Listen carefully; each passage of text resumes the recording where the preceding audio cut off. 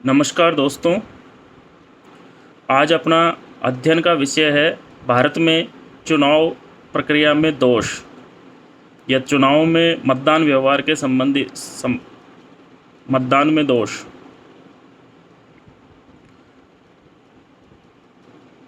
देश में अब तक लोकसभा के 16 आम चुनाव हो चुके हैं। 16वीं लोकसभा वर्तमान में काम कर रही है और ये इस राज्यों में भी 1951-52 से लेके और अब तक निरंतर राज्यों की विधानसभाओं के चुनाव हो रहे हैं।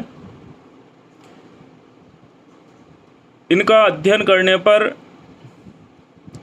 जो मतदान में या चुनाव में जो दोष निकल के आते हैं उनको अपन आज देखेंगे। पहला है अल्पमत की जीत।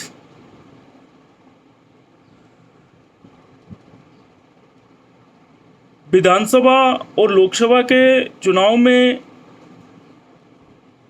मतदान या जीत की जो प्रक्रिया है उसमें सर्वाधिक मत प्राप्त करने वाले उम्मीदवार को विजयी घोषित किया जाता है। कई बार देखने में आया है कि अनेक उम्मीदवार चुनाव में खड़े हो जाते हैं और उस स्थिति में बहुमत के स्थान पर अल्पमत के बहुत कम मत प्राप्त करने वाला व्यक्ति भी विजयी घोषित हो जाता है।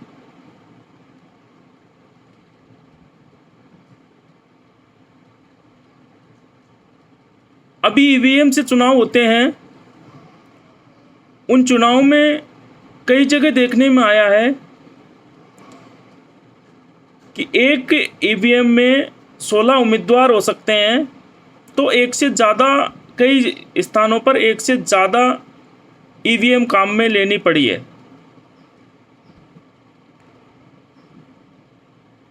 मतलब 16 से ज़्यादा उम्मीदवार मैदान में हैं और भारत में जो आम चुनाव में लोकसभा और विधानसभा के चुनाव में जो व्यक्ति सर्वाधिक मत प्राप्त करता है उसे विजयी घोषित कर दिया जाता है। तो अनेक बार ये देखने में आता है कि अन्य उम्मीदवार को मिले मतों की कुल संख्या विजयी उम्मीदवार को मिले मतों की संख्या से अधिक होती है। अतः विजयी उम्मीदवार को बहुमत का जन समर्थन प्राप्त न होते हुए भी वह विजयी घोषित हो जाता है। दूसरा जो मतदान में या चुनाव में जो दोष निकल के सामने आया है वह चुनाव में अत्यधिक धन खर्च करने की प्रवृत्ति निरंतर बढ़ती जा रही है।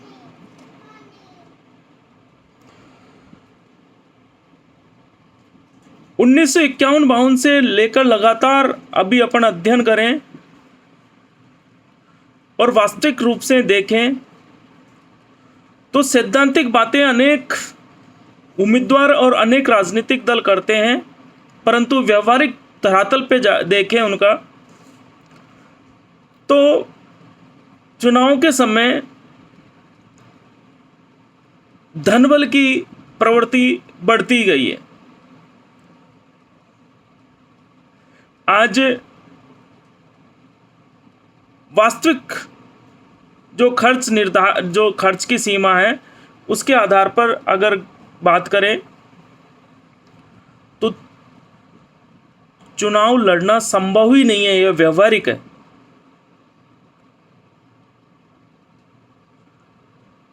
धन की महत्ता दिनों दिन बढ़ती जा रही है और ये राजनीति के गिरते हुए स्तर की ओर ध्यान इंगित करती है। आज एक अच्छा बुद्धिजीवी आदमी जिसके पास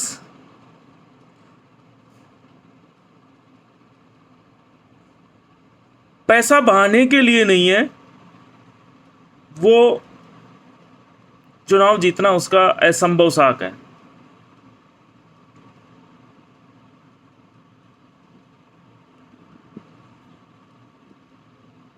तो आज दिनों दिन जो धन की प्रवृत्ति बढ़ती जा रही है, जो उसके लिए चुनाव आयोग को भी आगे आना चाहिए और साथ ही साथ आम जनता को भी जागरूक होना चाहिए कि जब उम्मीदवार इतना पैसा पा रहा है तो वो पैसा उससे सही और ईमानदारी से आगे कार्य करने की उम्मीद नहीं कर सकते।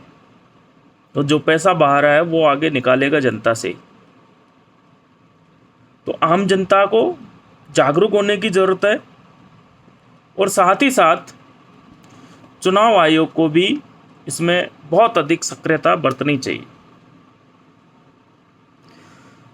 मतदाताओं की, आगे अपन चुनाव दोष में देखें तो मतदाताओं की निष्क्रियता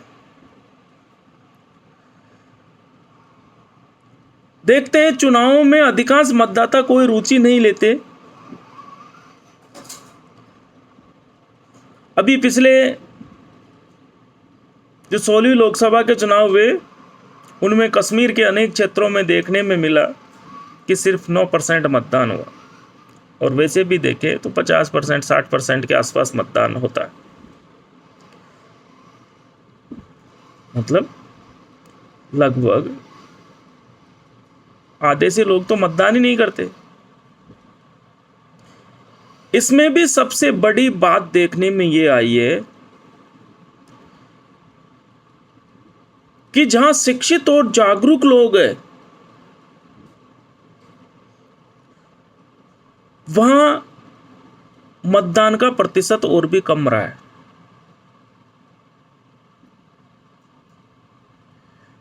विश्वविद्यालयों के कैंपस में जिसमें एक प्रोफेसर, बुद्धिजीवी प्रोफेसर रहते हैं, वहां भी मतदान का प्रतिशत बहुत कम रहता है। तो मतदाताओं की जो निष्क्रियता है वो भी चुनाव का व्यवहार का एक, चुनाव में एक दोष है। मतलब चुनाव व्यवहार के अंदर एक दोष में ही गिन सकते हो ये कि जागरूक आदमी बाद में समीक्षा तो कर लेता है कि अयोग्य आदमी जीत गया, पर वोट करते टाइम वो निष्क्रिय रहता है। ये एक चिंता का विषय है। लोकतंत्र एक पर्व है, इसमें बढ़ चढ़ के भाग लेना चाहिए और जितना जागरूक और समझदार नागरिक है उससे बढ़ चढ़ के उतना ही अपने देश के विकास में हिस्सेदारी निभानी चाहिए और आगे आना चाहिए।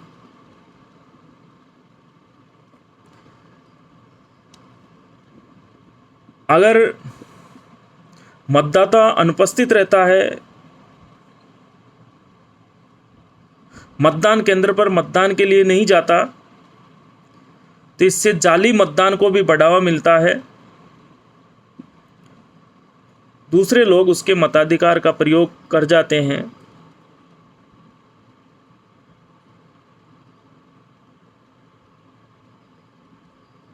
अगला जो चुनाव में दोष है वो है राजनीति में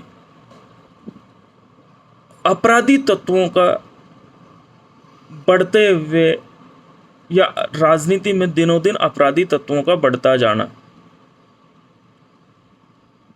आज निचले स्तर के राजनीतिज्ञों में ही नहीं, अगर संसद में भी देखें तो संसद में छोटी से लेके आईपीसी की छोटी से लेके बड़ी धाराओं के तहत जो मुजरिम है वो सांसद बन के बैठे। ये स्थिति विधानसभाओं में, अपराधी तत्वों का निरंतर राजनीति में प्रभाव बढ़ता जा रहा है। उससे सीधा और सामान्य बुद्धिजीवी आदमी राजनीति से दूर हटता हुआ जा रहा है। आज चुनाव जीतने के लिए उम्मीदवार गुंडा तत्वों का प्रयोग या अपराधों का प्रयोग करता जा रहा है, बूथों पर कब्जा कर लेते हैं, जबरन जाली मत डालते हैं, कई बार आतंक और भय पैदा कर देते हैं मतदान केंद्र पर, ताकि लोग डर जाएं और वोटिंग नहीं कर पाए।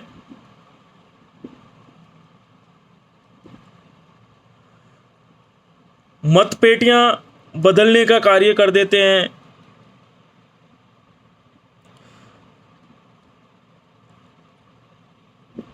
और अनेक प्रकार की हिंसा अपन देखते हैं चुनाव के समय में। तो इससे राजनीति में भले और गरीब आदमी का प्रवेश अत्यंत ही कठिन कार्य हो गया है। इसके अलावा मतदान में या चुनावों के समय एक दोष जो देखने को मिलता है वो है शासक दल द्वारा प्रशासन का दुरुपयोग। जो दल सत्ता में होता है, जो सत्तारूढ़ दल है, वो शक्तियों का दुरुपयोग करता है। दुरुपयोग किसी भी रूप में हो सकता है। दुरुपयोग का एक छोटा सा उदाहरण दूं, जैसे सत्ताधारी दल जो केंद्र में या राज्यों के सरकार बना के बैठे रहते हैं, वो अपना जो 5 साल का कार्यकाल है उसमें 4 साल तक तो जनता पे ध्यान नहीं देते और 5वें साल में जाके और ऐसी ऐसी लुभावनी योजनाएं लाते हैं कि जनता वोट देते समय उनके जो 4 साल के जो बुरे कारनामे हैं उनको भूल के और उस प्रलोभन के आके ही वोट देते। तो यहीं से सत्ता का दुरुपयोग शुरू हो जाता है।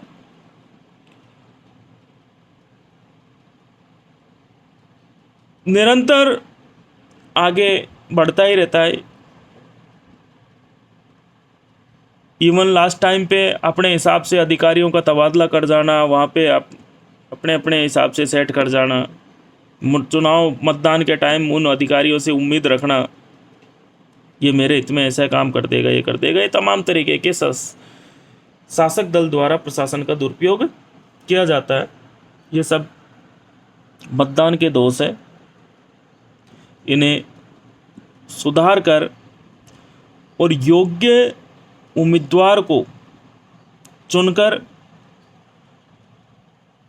लोकतंत्र को सफल बनाया जा सकता है और जनता का जनता के लिए जो शासन, जनता का जनता के द्वारा जनता के लिए जो शासन की अवधारणा है वह तभी साकार हो सकती है जब योग्य और समझदार आदमी जो देश को उन्नति की राह दिखा सके,